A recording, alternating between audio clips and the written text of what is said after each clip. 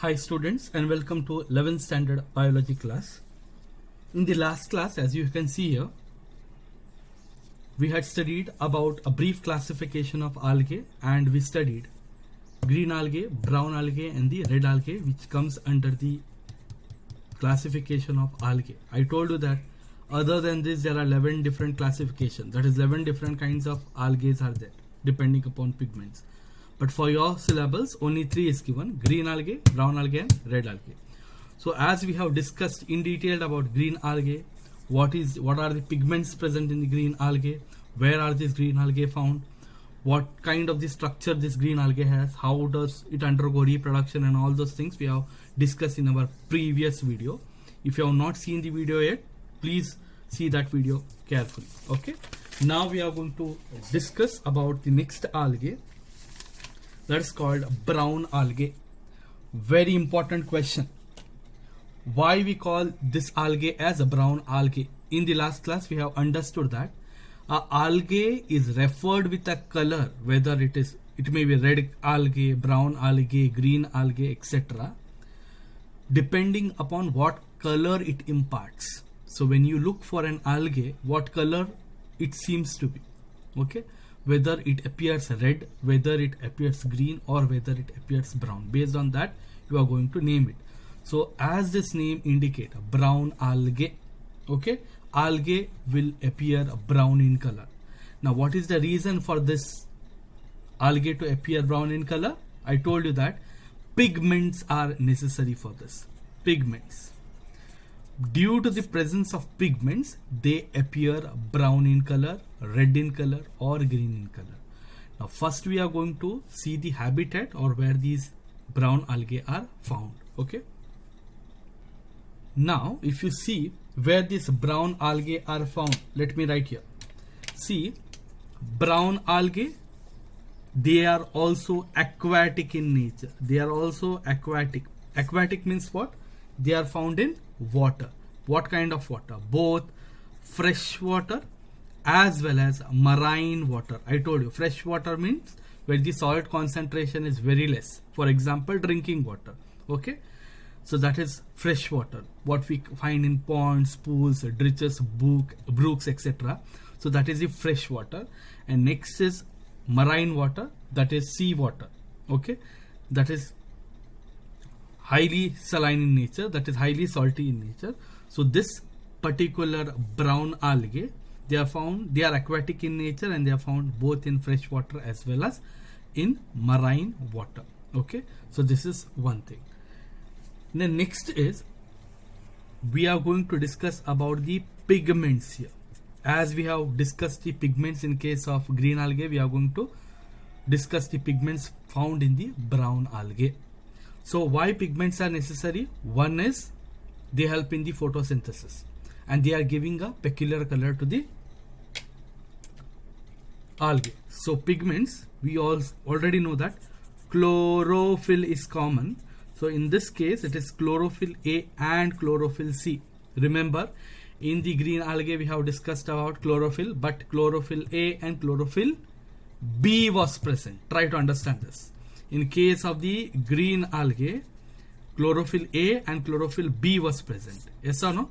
But in case of brown algae, it is chlorophyll A and chlorophyll C. Along with this, it also contains carotenoids and xanthophyll. So why these are required? So these are the accessory pigments. You know that algae will undergo photosynthesis. Chlorophyll A and chlorophyll C can undergo photosynthesis, no problem. But if carotenoids and xanthophylls are present, then the efficiency of the photosynthesis is far better. That is, when 4 different pigments are together, then the work done is good. That is, it can produce maximum amount of food. Okay, so this is the work of carotenoids and xanthophylls. Along with this, as the brown algae appears brown in color, it contains a very important pigment called fucoxanthin. See here, this fucoxanthin is responsible to impart the brown color to the brown algae. Try to understand. Okay, the brown algae appears brown in color because of fucoxanthin. Very important. Okay, next let us see the structure of this particular brown algae. Okay, in case of green algae, we had seen varied kind of shapes and size. For example, we had unicellular algae, example is Corella, we have Chlamydomonas, etc. But in case of brown algae, the structure is pretty much different. How is it? So a typical any brown algae, if you take, it has a certain structure. What is that?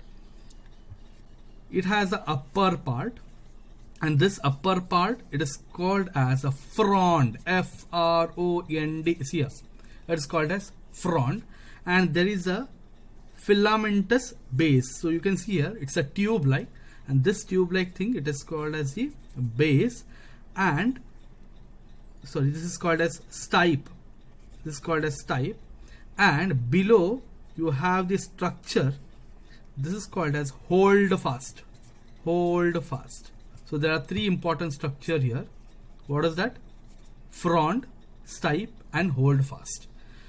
Now frond is the uppermost part of an algae, and stipe is the middle part, and next part what you have at the basal region, that is called as the hold fast. Now what is the function of this hold fast? This hold fast is going to attach to the substratum. Attach to the substratum.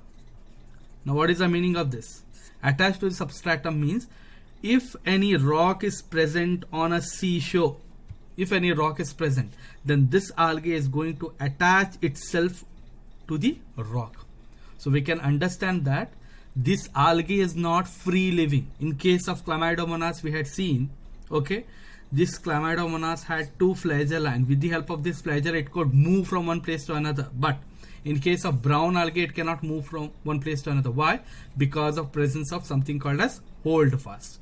Now hold fast, what it does? It is going to attach itself to the substratum. Substratum means what? It may be a rock surface, it may be a piece of wood, anything which will have a very nice grip. This algae just wants the grip.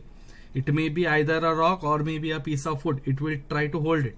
So with the help of hold fast, this is the basal region of the brown algae, it is going to attach itself to the substratum. Okay. Now stipe is something that is elongated tube-like structure which runs upwards, and this is the middle part of this algae, and uppermost region, it has something called as fronds, and it is not given in your book, but somewhere in between you can also find sometimes which is called as air bladders. Air bladder. Okay, it is not there in book, but for example, if you take an example of fucus, okay, this air bladders are found. Okay, this air bladder contains air bubbles, or it has air. It will help in lifting this algae upwards. So what happens is, when the algae is in water, because this algae is in water, so it has to undergo photosynthesis, and if it wants to undergo photosynthesis, then it should be exposed to light. So because of these air bladders, the algae can actually come up above the surface of the water, and to the surface of the water it can come and undergo photosynthesis. Okay, and it is also going to help it during the high tide and low tide. So that is a different story. Okay, brown algae we are discussing. Where are they found? They are found both in fresh water and marine water, sometimes brackish water. What is this brackish water? Brackish water means where the fresh water and marine water mixes, which is also called an estuary. Okay, now after this we are going to study about the pigments. I told you chlorophyll A, chlorophyll C is present, along with this carotenoids and xanthophylls are also present. Fucoxanthin, this is very important because this is responsible to give the algae the brown color. Okay, now the structure of the algae, if you see a brief structure of this algae, it has three main parts. One is frond, other one is stipe, and next one is hold fast. Hold fast is a basal structure of the algae which is going to hold the substratum. Attachment, or to catch or to have a grip or a hold for this algae, it attaches to the substratum like rock or wood. Then this is the stipe, which is filamentous in form, and upper part, that is called as frond. Okay, and sometimes I told you this frond also contains something called as air bubbles or air bladder, which has air in it. Okay, okay. Other than this, what is present here? Other than this particular algae it is going to undergoing photosynthesis. It can undergo photosynthesis, and after photosynthesis, it is going to produce the food. In case of the green algae, we saw that pyrenoid was a structure which is going to contain the food material. Usually the reserve food material is starch, but here it is complex carbohydrate. What is that complex carbohydrate? That is laminarin and mannitol. Try to remember this, very important for NEET examination. See here, brown algae, it is undergoing photosynthesis and the excess food is stored in the body of algae. In case of brown algae, it is laminarin and mannitol. So laminarin and mannitol, these are the reserve food material of brown algae. Okay, laminarin and mannitol, these are the reserve food materials of the brown algae. Now if you see, along with this, the this structure what we have, the algae, it is also having a coat of something called as algin. It has a coat of algin, or you can also say that the protoplast is covered with it has algin. So what is the work of this algin? So it is mucilaginous in nature.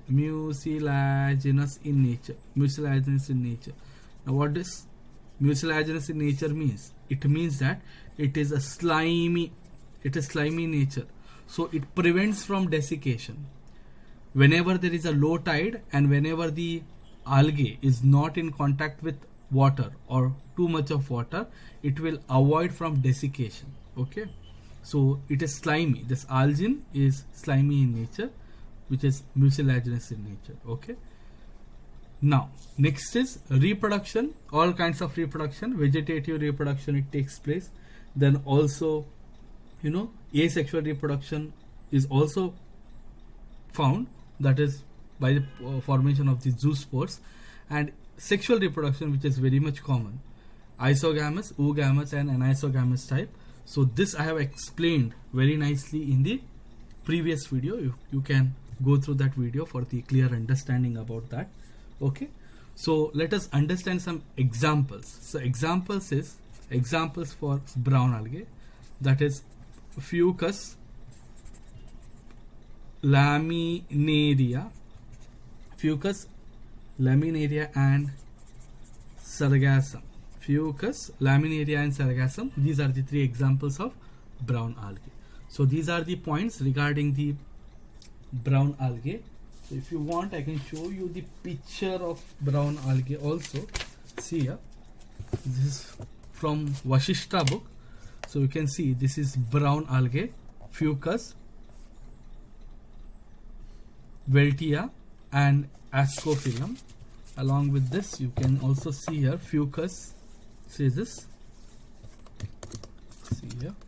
I told you about air bladder. So air bladders are also found here, which has air bubbles in it. These are the different examples of Fucus species: Fucus vesiculosus, Fucus serratus and Fucus spiralis. Okay, so this is about the brown algae, children. Please subscribe my channel, share this video with your friends and hit the like button. Thank you.